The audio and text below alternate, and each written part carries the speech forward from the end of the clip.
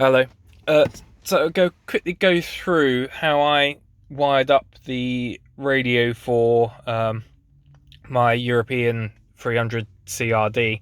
It's got one of these radios in with a sat nav, the double DIN things. I found lack of instructions on the web when it comes to wiring and things. There was a useful video by Reg which I kind of followed. Searched for that on YouTube because it was handy. But there was a few gaps in it, so I've gone through and I'll show you how I done it. So I've got one of these Android systems here. It's a Pumpkin radio. It's pretty cool. Netflix, Spotify, everything, and it runs off. I've got it attached to my phone through Wi-Fi. It's got all the sat nav and everything built in. I use Waze. It's about 200 odd quid from Amazon. Well worth it. Have a quick look for one of them. I've obviously got to fit the fascia on yet. I haven't done that, so I might encounter a problem where it's too big or too small or something for the fascia, but that's another problem. Mainly want to cover the wiring. So the way I've done this, pull this out, start off with the power to it. So we've got, I use these connection blocks, they're pretty cool. I had some left over from another project. Again, these come from Amazon, a couple of quid. I hadn't seen them before till I got them. But they're little push ones, you put the wire in, you push it down, put the wire in, release, and it clamps on. So they're only a couple of quid off Amazon. These are in blocks of 3, but you can get them in 2.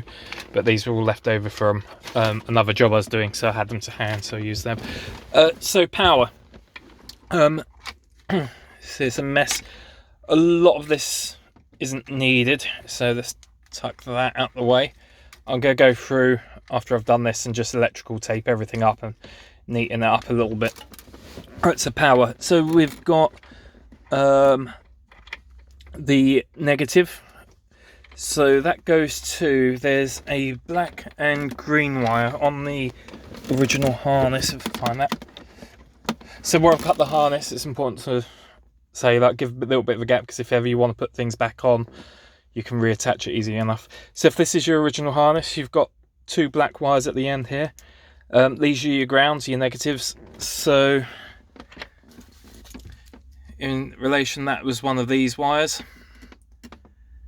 The ground is there.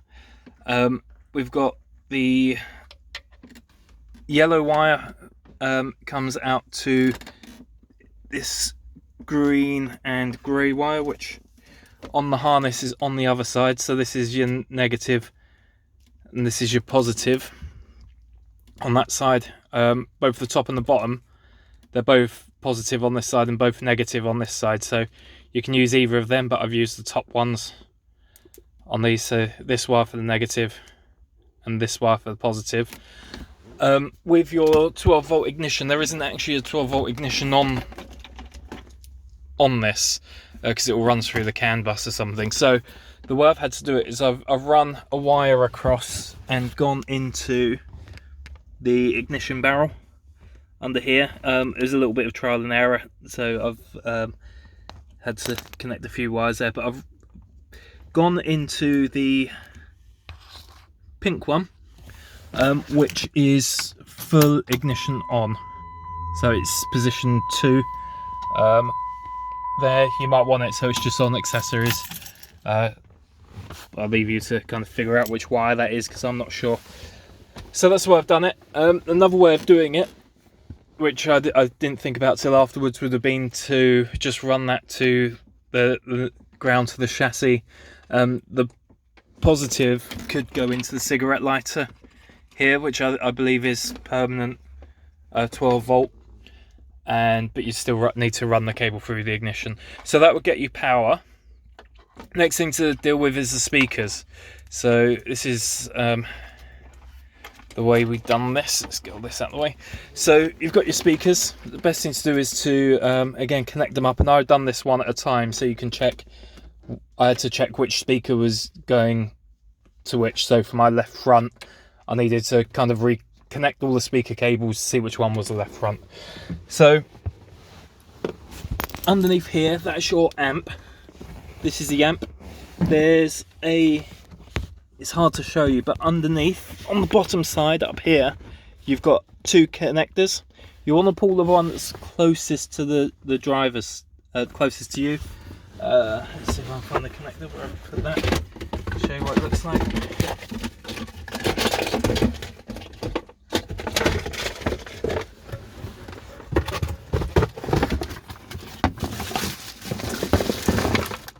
No idea where I put that. It's a white block, and it's the one closest. There's a big one and there's a smaller one, so we need the one that's closest to us. So what we've got from that is these wires here. So I cut the block, and these are the wires from them. So for the speakers, I'll try and give you the order, because this took me a good half hour of faffing about trying to find which ones go where. So for the, try and find which ones are which on here. Rear right, we'll start with the rear, which is the purple one. That is, I should have labelled these, would have made it a bit easier because I'm having to see which ones are which. That is these wires, which are green and brown.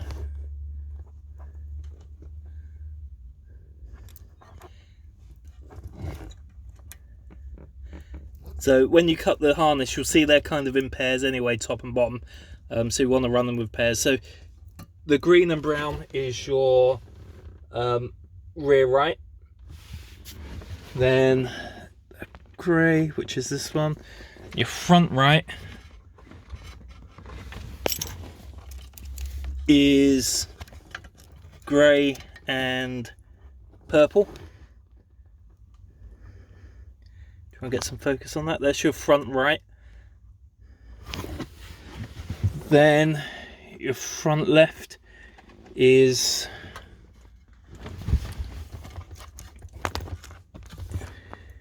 green and yellow. That's your front left. And your rear left will be the one that's left over. I cut these a little short. Is yellow and green. So you'll see that they're in pairs on the thing. You might need to, I think I've got that the right way around, so you might need to just kind of connect speakers up, have a listen and see which speaker's which. There is another cable which isn't used. I can't see where I've tucked that. There's another pair of cables that, here we go, that isn't used. I think that's for the front speakers that are at the top. I'm going to try and harness that at some point.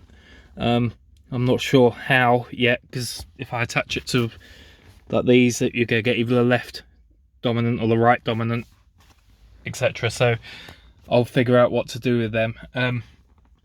I think you could probably do this and actually run it through the amp using these, because some of these have got to be speaker cables output. So another point, I'm going to try and run the actual amp itself, see if I can make use of the amp. But for now, this will get you up and running. With the steering controls, I believe it's these two.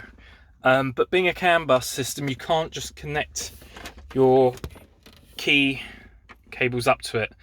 You need an adapter, you need to get some resistors and things happen.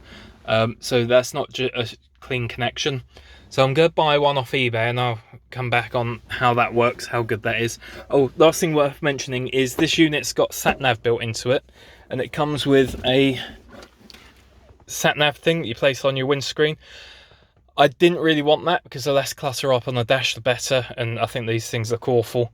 So I wanted to use the built-in sat-nav. So that I've done by, find the block.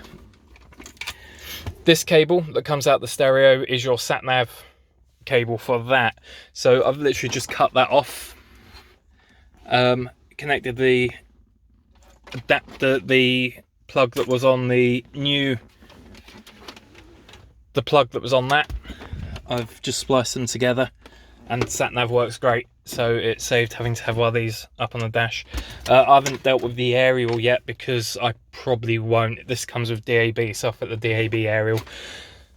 So that's it. That should get you up and running if you're putting one of these in. It was a job that I've put off for a long time because I went for about 6 months without music in the car, doing 300-mile trips from Liverpool down to Hastings, nearly every week without music because looking up it was daunting, and there's no wiring diagrams, and there's all different wire cables, and different people say different things, and different stereos and all that kind of stuff. So I bit the bullet. I just bought this, and I thought if I buy it, then I'm gonna have to kind of deal with it. And as I say, there's a video by Reg that's really handy. It kind of gave me the confidence, but he bought an adapter to use. I've just done it straight into the wires without the adapter because, again, I didn't know which adapter to get, etc. And that's it. So hopefully this will work for you. If anyone has any suggestions or anything as to what else I could do to make this run a bit better, then let me know. I'm going to install a sub as well at some point, possibly today while I've got all this out, and try and get that up and running, because it's the volume when it's loud is a bit distorted through the speakers here. I don't know if that's something the amp will help with, if I can connect the amp up, or whether I'm just going to need to upgrade the speakers and like do a full-on amp swap and things like that, which I may well do because I do like my music in the car. The other thing with this unit that I'm going to do is it comes with USB connectors and all sorts. So microphones and for your hands-free talking and stuff like that. So I'll go have a go at putting the USB connections and things into the ashtray thing here, because I never use it other than to keep copper coins and crap in. So I'm going to try and put them in there, solder them in, and weld them in, see if I can make use of that, or potentially into this bit down here, but I do tend to put stuff in there, so I'll figure a place for them to go. And the speaker, the microphone, rather than clipping that onto the visor or anything, I want to run it up through the dash round and see about putting a little hole in here and having it up there or in this part here. Again, another job for another day. I can be bothered. So again, hope this helps. Let me know if there's anything else that any questions or anything. Probably won't be able to answer, but I'll give it a go. Cheers.